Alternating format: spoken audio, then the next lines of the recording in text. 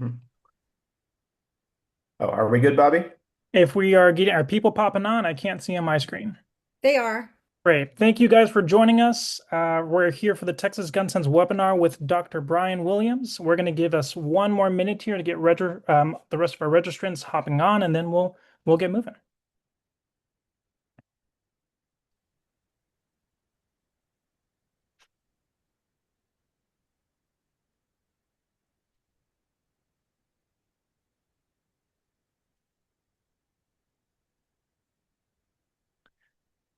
All right, y'all, to be respectful of everyone's time, I think we're gonna get going here.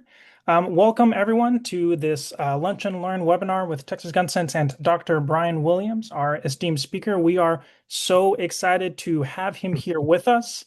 Thank you everyone for taking some time out of your day to come and learn with us and talk with us about these important issues. Quick logistics of this webinar. I'll introduce Dr. Williams here in a second, and then we'll have about a 30-minute presentation followed by a Q&A session. All of our attendees here should have access to the Q&A feature on Zoom. Please plug in questions throughout the presentation so that you don't forget it and so that we can have a robust and good conversation at the end. And so everyone is aware, this webinar is being recorded, and we will be sharing it after it concludes so that you can reference it and share it out and get this good information out there. With that, I would like to introduce Dr. Brian Williams. Dr. Brian Williams is an Air Force Academy graduate, a Harvard-trained surgeon, a former congressional health policy advisor, and a nationally recognized leader at the intersection of public policy and structural racism, gun violence, and health equity.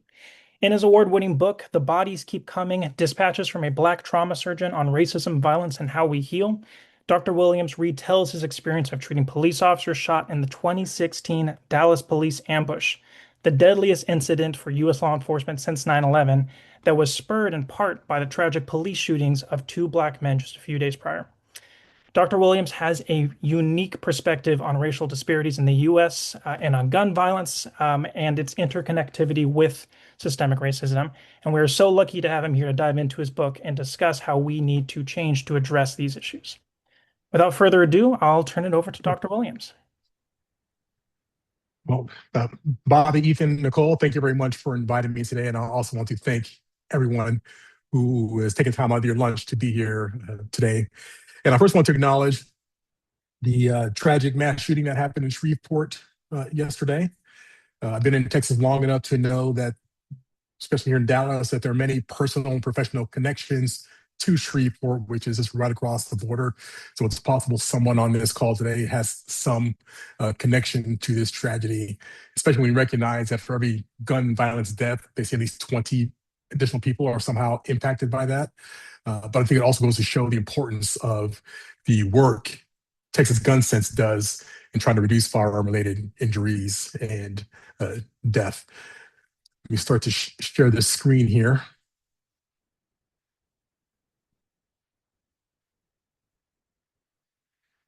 Now, I'm here today as a trauma surgeon and as an author, but I also say that I've had members of my family taken due to gun violence. My cousin was killed by her domestic partner in front of her children, so similar to what happened yesterday.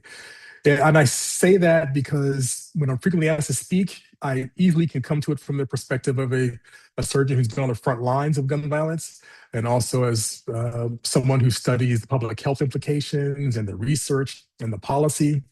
But in the past, I really shied away from bringing my personal life into that. Clearly, writing a memoir has changed all that and nudged me into a different arena. And I'm hoping by doing that, you can also recognize the power you have with sharing your stories about how we can make this country safer for future generations. Now, I begin with this one slide. It's the only time I want to talk about statistics today, so I'm not going to put you to sleep with that. But I'm sure many of us are aware of the change that occurred in 2020, where firearms became the leading cause of death for American children and teens. This was something that was a new tragic milestone. It captured the attention of the media, policymakers, activists. But from where I sit, I'm always looking at the number beneath the numbers, or the story beneath this, right? So in 2020, it became a leading cause of death for all American children and teens. But if you go back a decade to 2010, that was the year it became the leading cause of death for Black children and teens. So for the prior decade, firearms were the leading cause of death for Black children and teens, but it just didn't get the same level of national attention that it did until 2020. And this is important because I think we need to recognize, I think those of us in Texas Gun Sense recognize that we are all connected in this issue of trying to reduce fire-related injuries and deaths. We may think that that only impacts those people, or it is someone else's problem, or it's their children that are unsafe, but in some small way, we are all interconnected in this.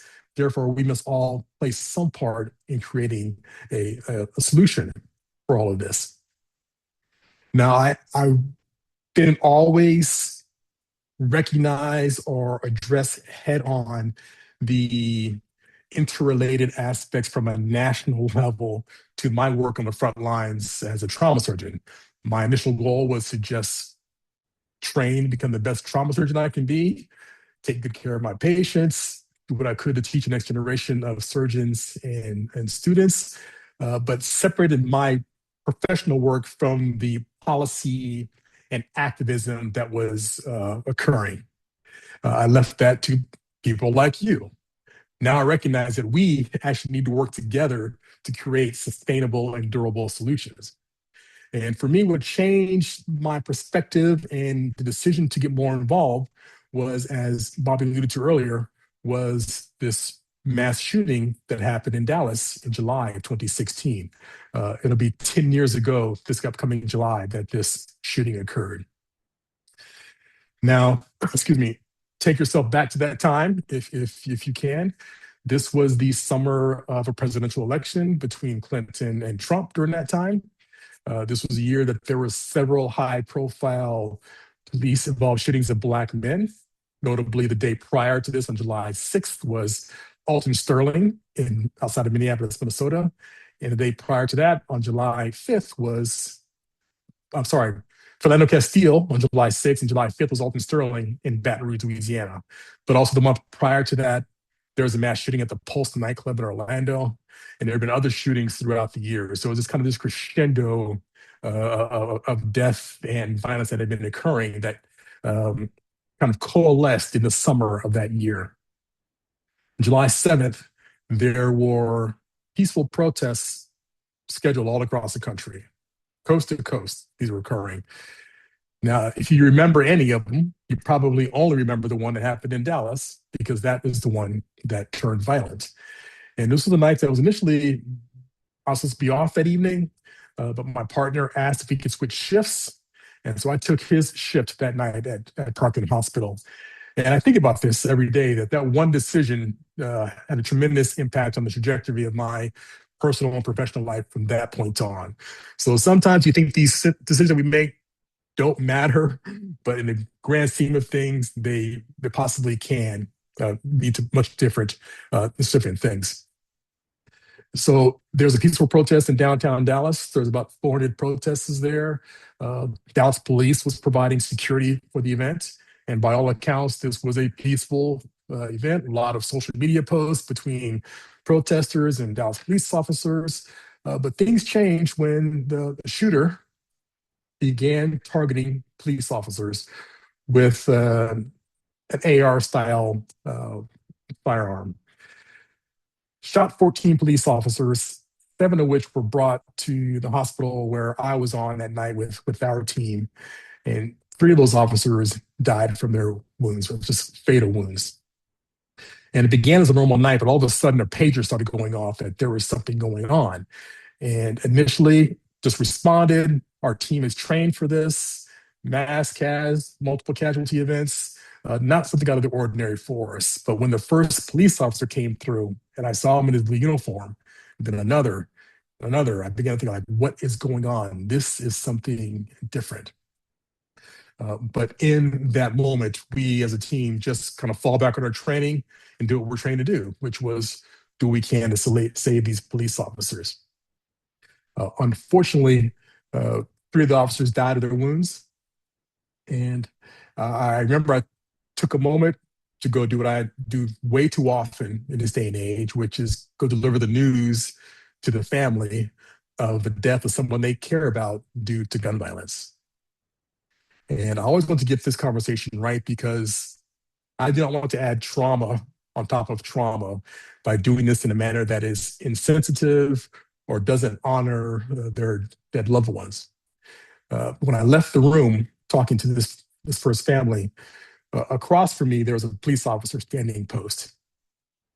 And what had happened during this time was when the shooting happened, many police officers on duty and off duty came to the hospital for a couple of reasons to support their injured and fallen colleagues, provide support to the family, but also the hospital police secure the facility. So if you were visiting, you could not walk the hallways, you had to stay in a room.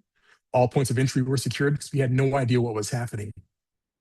But they also put a police officer on post outside of all the rooms of the injured police officers, the deceased officers, and the family rooms.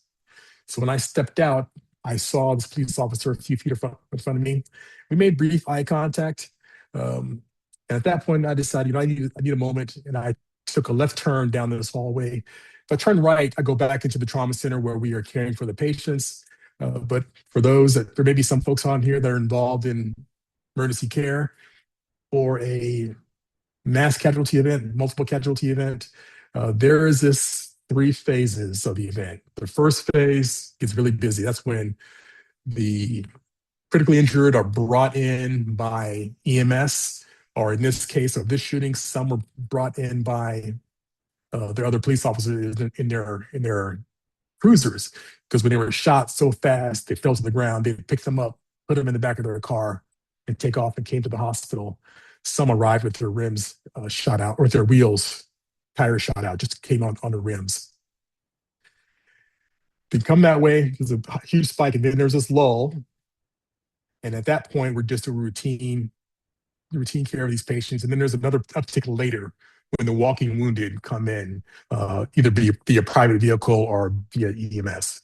So we were in that second phase where we had 3 dead police officers, critically injured patients were cared for. We're in this lull where they're just getting x-rays and labs. And the team does this. It does not need me there, which is why I took a moment, went down this other hallway, went to this place I'd never been before. The doors closed behind me. It was just deathly quiet. And I just slid down the wall to the floor, and I was crying. I was bawling. And you all don't know me. I don't cry. But in that moment, something had just shifted in me at this event. And I think looking back, it was because, 1, I lost 2 police officers in rapid succession, but 2, I was aware of what was happening outside the hospital, in the nation and in the city in regards to racial justice and gun violence and how that contributed to this event. But in a moment of crisis, when we're in healthcare, we just have to get back to work. So that's what I did. Got off the floor, went back to work, and worked with the team for the next few hours through the next morning, dealing with this tragedy. It was a few days later that my colleague called me and said, "Hey, we're having a press conference today to talk about the shooting." The shooting was on a Thursday. This was on a Monday.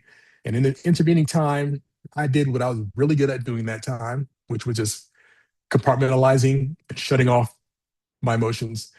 I just took that tragedy and locked it away and moved on. I went to work the next day and the next day and the day after that. And also just kind of shut off from the media. This was a constant news story. I didn't watch the news. I didn't listen to the radio. This was a trigger for me. And when I heard about it, I was just playing over my head what had happened that evening. But then came Monday. They wanted to have this press conference. And when they initially asked me to go, I just said, absolutely not. I do not want to be there. I do not want to recount this incident in front of TVs and our TV cameras and microphones and reporters. You don't need me.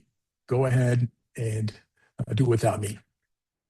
And here's where my wife comes in. And if you read the book, she is kind of a constant force in this book. She's the voice of reason throughout this entire story. And when I told her I was going to go, she called me up and said, "Oh, you have to go. You have no choice. You need to get over yourself because this is much bigger than you," which I think there's a lesson for all of us because sometimes we will want to focus on how things impact us and the fear we have about stepping in to make a difference, but to realize that sometimes we have to look outwards and see what can we do to impact the greater good. And her point was that this was an event, it was a racial justice protest. This was a black shooter who was targeting white police officers. And to be clear, not all the police officers were white that he shot, but that was his intent. And you know this because it is public record. The SWAT negotiator that was talking to him recorded the event. It's been published. And he said that's why he was there. This was his means of exacting justice. And she's told me that, for the past few days, you've been checked out, but they've been saying a lot of things about how black men are evil, violent, deserve to die. So people need to see that night that there was a black surgeon there leading the team, trying to save these officers. Just show up and be present. So I went. At some point, I'm not sure what happened. I'm sitting there listening to the press conference, and what was being said about the event just didn't sit well with me. Actually, what was not being said really bothered me more than anything. And I was thinking, Brian, should you say something right now? And I decided, if you don't, who will? If you don't do it now, when will it ever happen? But I was also very fearful that I knew that if I said anything, I was convinced that one, I was going to get fired. Two, I was certain that there would be some blowback from friends and colleagues about what I felt I had to say. And at the time, I needed to take care of my family. So these are things that were kind of holding me back. But eventually, I did speak. This was not a scripted performance. I had no plans to speak, but I did. And here is that clip.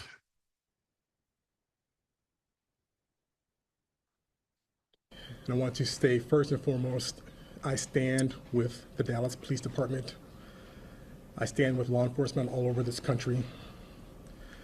This experience has been very personal for me and a turning point in my life. There was the added dynamic of officers being shot. We routinely care for multiple gunshot victims.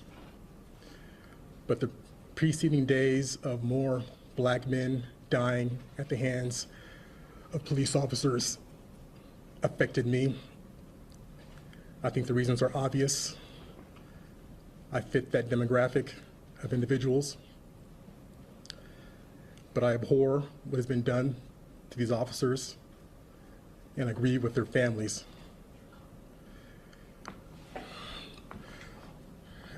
I understand the anger and the frustration and distrust of law enforcement, but they are not the problem. The problem is the lack of open discussions about the impact of race relations in this country.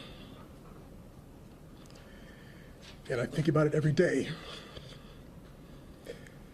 that I was unable to save those cops when they came here that night. It weighs on my mind constantly. This killing, it has to stop. I didn't realize it at the time, but this woman was trending on all the social media, Twitter, Facebook. It is somehow it had gotten national attention or received national attention, and even to this day, almost a decade later, people for the first time at maybe a medical conference or something, and they'll tell me, "Hey, Dr. Williams, first time I heard about you is I saw your press conference that you gave after that shooting in Dallas." And sometimes I have to remind them, like, this wasn't my press conference. Like, you saw that there were 7 people there. This press conference went on for And in about an hour, everybody spoke. But that 2 minute clip is what resonated. And I say that because it's important for each of us that are working uh, this sympathy tag to try to reduce gun violence, is that there's no way you can make a difference if you don't show up. You have to at least have to show up, right? And my wife told me that, like, you have to at least show up. Second, are you willing to speak up? Like, if you're in the room, if you're at the event, are you willing to speak up, even knowing that there may be repercussions to you personally or professionally? Can you speak up? Can you show up and speak up for justice? Uh, I didn't plan this. And there were times afterwards where I wish I had not said anything, because there was many of the worst things I was worried about did actually happen, but the good that came out of that far outweighs the negativity. However, this is the moment where many people recognize that there was going to be a book coming. I was not one of them, but this is the moment. But I can look back now and say this is the moment that my life certainly changed. There was me as an individual, Brian Williams, prior to this event and after, how I evolved personally, but also the trajectory of my professional career when it comes to what I want to do to help end gun violence. So from there, I actually went to Chicago for a while. I worked on the South Side of Chicago as a trauma surgeon and critical care specialist. I was there during the heart of COVID, and I showed this map here just to show how, as we discussed earlier, how there's interconnectivity between gun violence and other issues. The red dots are the map of Chicago, and they show the firearm-related deaths in the city. And this is put out by the Chicago Tribune roughly every 1 to 2 weeks in the paper. It was back then. I'm not sure they're still doing this now, but when I was there, they were doing this. But during COVID, when I was in the ICU, taking care of the ICU patients, I began to follow clearly the COVID and the public health statistics. And on the right side, you see the overlap, and the purple dots are Black Chicagoans who are dying from COVID, and kind of overlap the gun violence deaths. So the point here is that there are many social issues that we need to address when it comes to affordable housing, education, and workforce issues that can contribute to reducing the structural inequities that allowed endemic gun violence to persist. And I recognized that there was a limit to what I could do in the hospital, which is why I went on, started really moving into this policy and advocacy space. And from there, we'll get to how I got connected with Texas Gun Sense as well. But I actually was selected to do a Robert Wood Johnson Health Policy Fellowship and have the great opportunity, once in a lifetime, to go to the Hill and just roll my sleeves up and be embedded in Congress and work as a health policy advisor. I spent 9 months as an advisor in the office of Senator Chris Murphy, which I'm certain many of us that are in the gun violence prevention space understand that he is the leading voice in Congress for this. And for those of you who don't know, he was the rep when Sandy Hook happened. That was his district. He's now the junior senator for Connecticut and continues to do this work. And while in his office, Uvalde happened. And after that, there was another push for some gun safety legislation. And we ended up passing the Bipartisan Safer Communities Act. And it was just serendipitous that I, as a trauma surgeon, was in Senator Murphy's office when we crafted and passed this bill. Later, I had a chance to serve for Speaker Pelosi in her office on her health policy team. But it was the most significant gun safety legislation in a generation. And that was the result of a tragedy that happened here in Texas. And I'll also give credit to Senator John Cornyn, who was a co-sponsor of this bill to help get that passed. But it was able to take clinical experience, merging that with a desire to get more involved in policy and help to share my expertise with those who are actually writing the policies that are meant to keep us safe.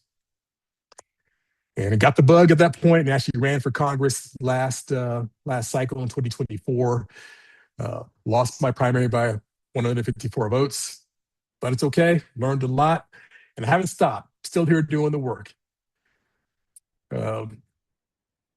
been involved with, you see the orange ribbons here. This is the Wear Orange Day that is will be coming up here, not too long from now.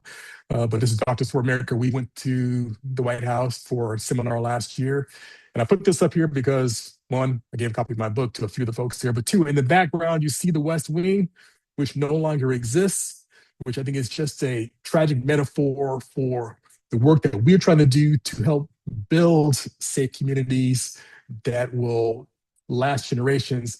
There is active work to destroy what we're trying to do, the work we have done, from a policy standpoint and physically, because that structure right now is no longer there. It's unfortunate. Which takes me back to the initial graph.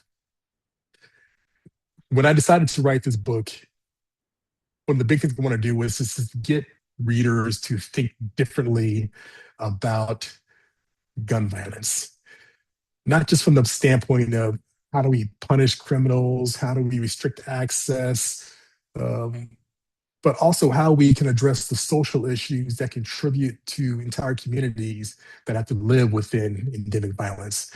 And part of that was looking at the numbers that we normally talk about and going one layer, two layers deeper to say, but have you also thought about this? Have you also considered that? And I figure if I get more people thinking that way, that could be my contribution to this much greater issue of gun violence, which is taking the lives of tens of thousands of Americans each year, and is certainly preventable. Can we drive it to zero? That's probably not a realistic option, but we certainly can make it much, much less than it is now. So I want to again thank all of you for being here. I have selected a passage from the book, which I'm going to read now. I'm expecting that not everyone has read the book, but just a few things to say about the book. It has received a significant amount of critical and commercial acclaim. It was the 2025 gold medalist for the Independent Publisher Book Awards for memoirs, in the memoir category. It was a Book of the Year finalist in 2024 for the African American Literature Book Club, which is the largest and oldest book club that recognizes authors of the African diaspora. It was also that same year a contender for Best Nonfiction Book by the Texas Institute of Letters, which is the most prestigious organization that recognizes Texas authors. So that's far what I've expected. I was happy to hold the book the first time and have it be on shelves, but to realize that it's reached this many people is beyond what I expected. So again, thank you for listening to the presentation. And I'm going to read a section right now, but Bob, if you want me to take some questions first before I read, you pipe in now and let me know what you prefer. Dr. Williams, why don't you go ahead and read your section in the book and give people to think of and some questions to add here. And if not, I think Ethan and I have some we'd love to ask. Okay. This section, it's about maybe 6-7 minutes long. Right? I speak fast, but I'll read slower. So it'll be about 6 or 7 minutes. And just to give you some context, this passage is from my time as a trauma fellow. So for medical training, we go through medical school, which is 4 years, to go to a residency. I did a surgery residency, which was 5 years plus 2 years of research. And then you go to subspecialized. And that's when I did my trauma and critical care fellowship for 2 years. And that was in Atlanta, Georgia at Grady Hospital. So this was the county safety net hospital, which is also one of the busiest trauma centers in the country. So this is around the 2010 time period, just shortly before I finished and came to Dallas to work at Parkland Hospital. So near the end of my fellowship. And I'll say at the time, I was just really excited about being in the ER. The more gunshots that came in, the better. I enjoyed the adrenaline of taking care of these patients. I wasn't too much thinking about the racial disparities at this time or what it meant from a social or policy standpoint. It's just bring me the worst, most critically injured patients and let me do what I can to try to save their lives. That was my mentality back then.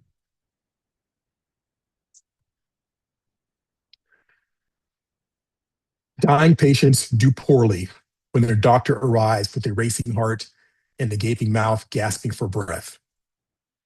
Unlike Hollywood medical dramas might suggest, I do not sprint to the scene of an emergency. I walk with a purpose, but I never run. When I met the ambulance as it pulled into the emergency bay at Grady Hospital in downtown Atlanta, I was unhurried. The blaring stopped, and the driver reversed into the loading dock.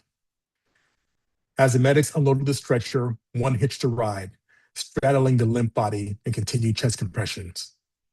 What's the story? I asked. Gunshot wound to the chest. We lost his pulse just as we pulled in, started compressions.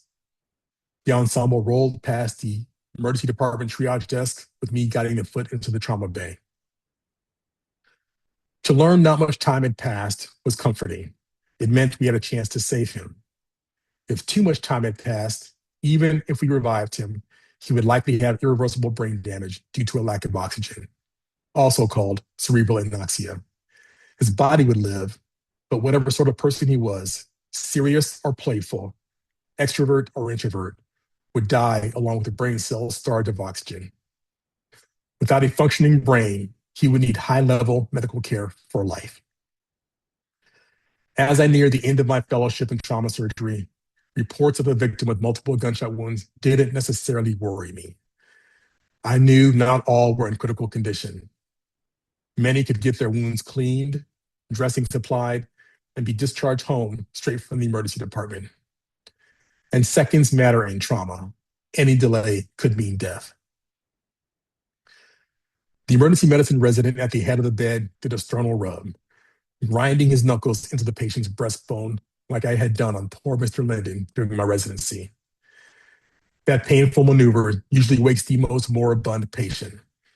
But our multiple gunshot victim did not respond, and the gunshot wound to the chest in traumatic arrest meant only one life-saving option. Set up for a thoracotomy, I said. I had first heard those 5 words from a trauma fellow when I was a wide-eyed medical student 10 years earlier.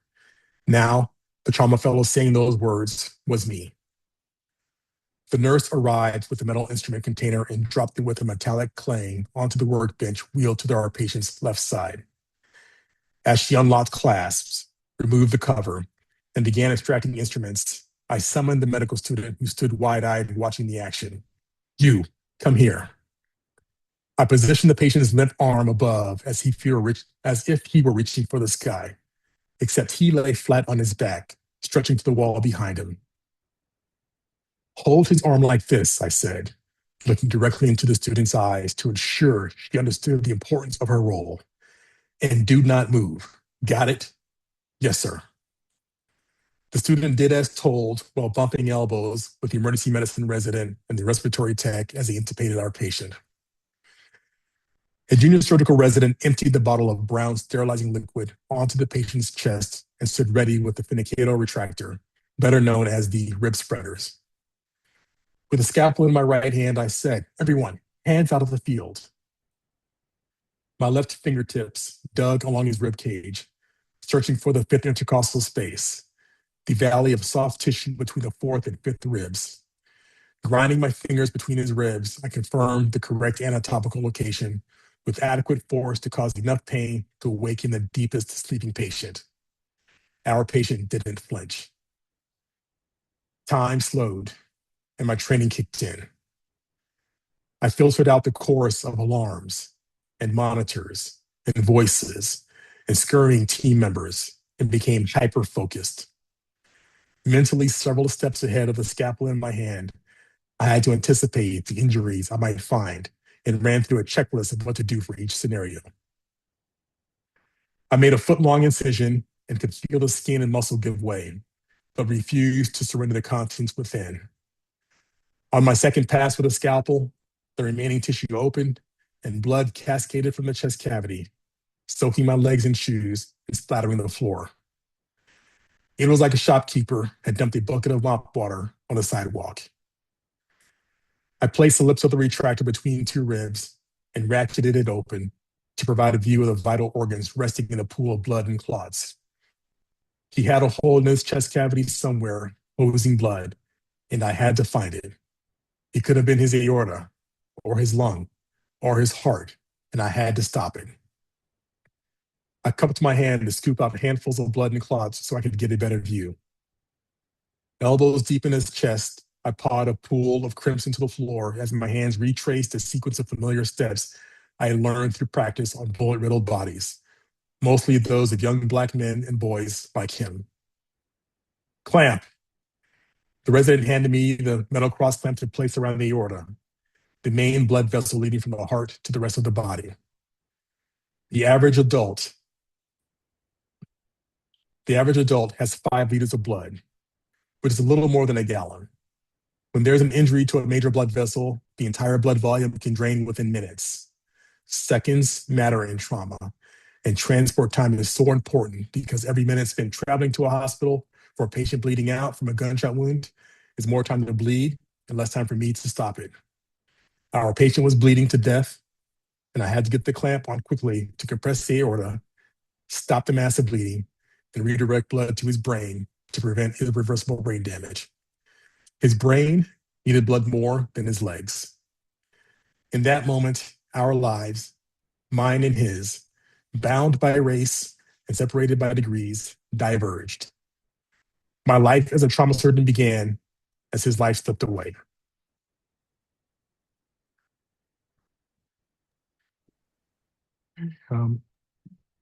I chose that section because throughout the book, I use the ED thoracotomy as it's a through line and as a metaphor to graphically show the racial disparities, not just within gun violence, but also in healthcare as a whole, because this technique is a life-saving technique that's pretty poor outcomes, but we train to do this primarily on young Black men because they are the greatest victims of gun violence, gun homicides. So for me, there's this dichotomy as a Black surgeon doing this procedure on Black men who may not survive anyways. But when it comes to training next generation of surgeons, do we allow this to continue or do we not? And in this case, this is being done on a marginalized group of individuals and communities that really don't have a say in the matter. And that is a jumping off point to a bigger discussion I have about social equity and racial equity and health equity in the country.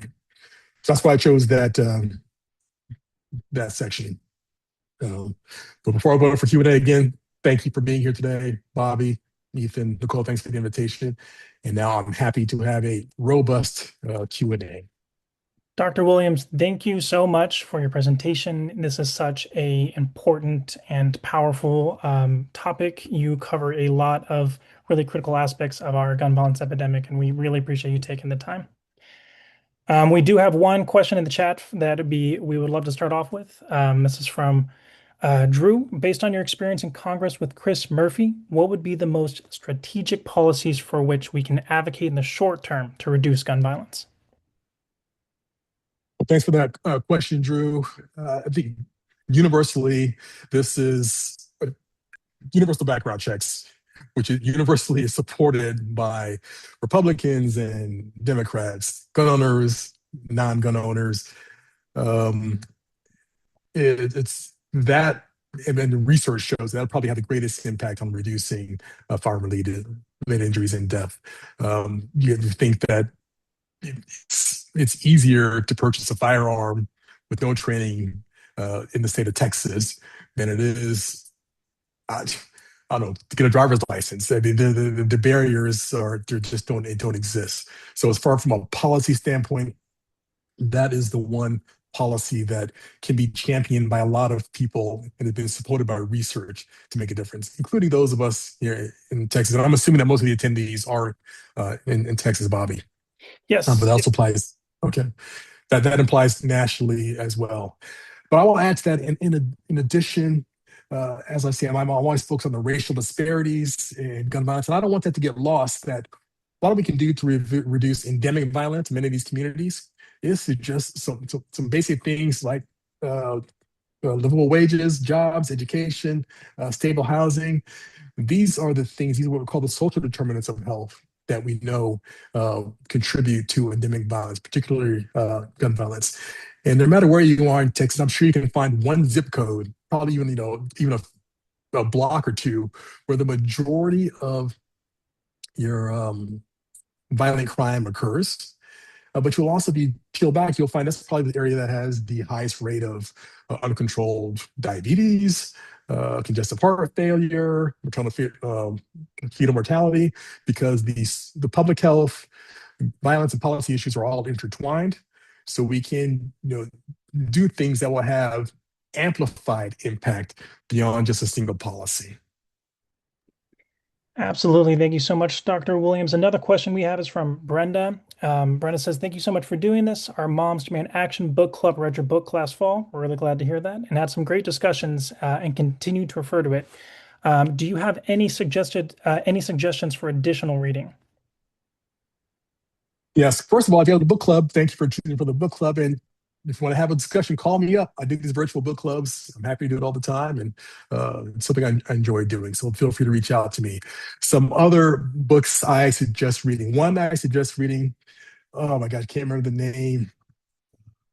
It'll come to me, but it's a book about the Second Amendment, about the DC v. Heller case, which was a 2008 Supreme Court case, which was the first time they actually established the right for individuals to own firearms for personal protection. Shockingly, up until that point, it had not been decided by case law. And before we get off, I'll get that title of that book to you, Bobby, to put in the chat. But I like that book because it was written by a constitutional lawyer from either from USC or UCLA, and he tells a story of how this case was brought, came to be, and it reads like a thriller, but you're really learning a lot about the policy and the legal aspects that went behind this ruling, and it's a nonpartisan read on this. A nonpartisan take on what happened here. It really opened my eyes into at least the legal part of all this. I looked at it from a public health issue for the longest time. It seems to me like, well, of course you want to save lives, right? How hard can it be to agree on that? But understanding the legal implications and how that became much more fraught, this book was one that helped me understand that. Another book I just recently started reading is Another Day in the Death of America. I may be getting the title wrong, but it talks about 24 hours. This reporter found all of the firearm-related deaths of children and teens during that day. And he tells their stories, but also gives a broad, sweeping discussion about social justice, gun violence prevention, policy, and advocacy as well. So those are two books I would read. There's also a lot of free resources. Moms Demand, Texas Gun has a great website as well. Everytown, Giffords. I really like Giffords' website. So there's a lot of free resources as well that you can check out. With those two books, I will get the actual titles to you before we sign off, Bobby. Awesome. Thank you so much. We'll be sure to share that in our follow-up email with everyone. Those are great reads. And I do know that the last time Supreme Court even discussed the Second Amendment was 1930 and around them until then. So it really is a modern interpretation. It's amazing, isn't it? That it's very recently they decided to do that. And what has changed since then? Absolutely. Dr. I had a question myself that I was curious about. Those of us who work in the gun violence prevention space, we understand how critical medical professionals' perspectives is in it. But as someone who your jump off into the public policy space was around 10 years ago, how has advocacy culture changed in the medical professional space? How is it there? Is that something that it feels like more medical professionals want to be engaged in? Yeah, absolutely. I feel that medical professionals are getting more involved in this space. And the part of it, I think, is the times, just recognizing that there's been this increase in mass shootings that are occurring, and now learning that it's the number one killer of children and teens. But also, I feel that the newer generation of the trainees, the medical students and younger residents now, they come in, this is anecdotally, this is my opinion, just talking to them, they come in with this mindset that you don't separate being a healthcare advocate, policy advocate, and being a doctor, which was different from when I was coming through. It was like those were separate. You are here to be a doctor, and policy and advocacy, you do not get involved with that because it was too close to being to politics, which was a dirty word. Those walls are coming down now. Um, so the younger generation, I feel, is much more engaged, much more involved, and there's expectation that when I treat my patients, I will also be an advocate in the policy space. And for me, I enjoy talking to them, but also it keeps me intellectually engaged. Now I feel like I'm learning a whole entirely new language. I'm meeting new people. I feel like the impact is much greater now, and I think we have to really continue to keep this intersection of healthcare workers, public health officials, and policymakers and advocates growing to make a difference in the future, not just for gun violence prevention, but just for the overall health of the nation. Absolutely. The movement and all issues are stronger with the more diversity and expertise we bring in. Ethan, I thought, did you have a question as well? Yeah, sure. Thank you so much, Dr. Williams, for reading the book and for just all your work. It's so great to hear more about it. So I really appreciated that opportunity, as I'm sure our participants have as well. It's kind of to piggyback a little bit off of what Bobby was saying. Understanding how much of a reality gun violence is for healthcare professionals. Given the life-saving work you guys do, what do you think? Um, the next big step can be for better supporting healthcare professionals doing this work, and how can we at Texas Gun Sense reach more healthcare professionals to get engaged on this, because I know you kind of mentioned how their advocacy and being a surgeon it is becoming more intertwined, but we definitely still want to make sure that we're reaching as many as possible. So just your thoughts on those things. Yeah, how do we increase if I paraphrase what you're saying, is how do we increase the collaborative work we do when we are operating in these seemingly siloed areas, working towards the same solution, right? Hmm. Those of us in healthcare, in the hospital, in the clinics, and those of us in the policy space, that you're probably spending a lot more time with the state legislature and going to DC than many of us are doing. So one thing for sure is when you have someone like me, if you have a couple of doctors that that are involved in this space, latch onto them and use them to make those other connections, make those other introductions, which uh, I'm happy to do, and I'm sure there's other folks that are willing to do that. So I think that's part of the process, and by extension, I recommend to all my Texas folks, like, check out Texas Gun Sense and what they're doing, and in that regard. Um, things, uh, things like this, like I shared this with my medical colleagues. I'm not sure if any of them joined on this on the call, but just sharing the work that you're doing is part of my obligation to help advance the mission. But I think one of the key things, at least within healthcare, is that this has to become part of the education, right? This has to become part of the education of medical students and residents going forward. Like, it is such a huge issue that we can't just ignore it. Treat this as part of our public health curriculum, which is something that I've been working on with some other folks that are in this space. And so how do we incorporate this into the curriculum? Therefore, as they're going through, students, residents know to seek out organizations like Texas Gun Sense, or I mentioned Doctors for America, or the other ones that are out there doing this work. So I based on my experience with Texas Gun Sense, I've done a few things with you all. You're doing a pretty good job. So you should pat yourself on the back. We greatly appreciate that, and we are super grateful to be in a relationship with you and to hear about your respect and the work you're doing, because it absolutely strikes us together.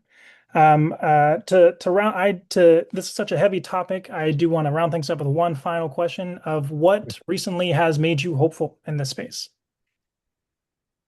Oh, what has made me hopeful? I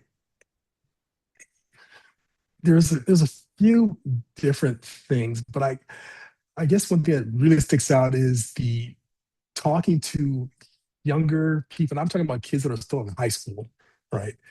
Not even in college. They're in high school, and knowing that they've grown up their entire life with uh, active shooter drills and uh, worries about school shootings and mass shootings, like this is something that's not new to them, assuming that this would have a negative impact. We do know that there is some research that talks about the impact this has on these kids, but that they are motivated to make a difference. Like they understand this and they're much more savvy about gun violence than I think adults can give them credit for.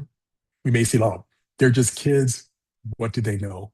Well, they know quite a bit. They're savvy. They get it. This is their daily reality, and they have access to information to educate themselves. And I think it'll be interesting to see what they will do in this space as they become young adults. So that's what gives me hope. And I just have to recognize that, they say the best time to plant a tree was 10 years ago. The second best time to plant a tree is now. Uh, I just recognize that the work we're doing, we may not be alive to see the result. We not see the tree bear fruit. It doesn't mean we don't stop doing the work now. Even in this era where there is there's a coordinated, active political, like, at least at the federal level, to reverse and impair the work we're trying to do, we still continue to do work, right? We still must continue to do the work we can to do. We know it's right, which is promote policies that will reduce farm-related injuries and death. And the more we continue to do that, the better off we'll be in the future.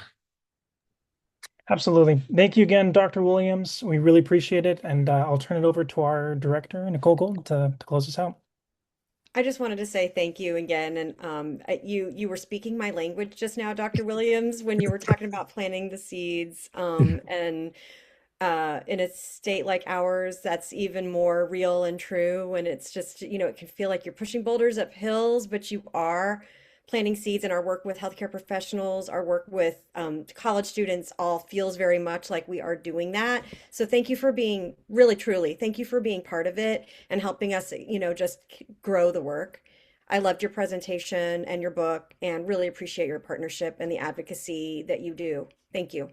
And thanks to Thank everyone who you. joined us. We really, really value and appreciate your participation. Thank you all so much. We'll send a follow-up email with a recording of this. And thank you again to Emma for being here and being a part of this.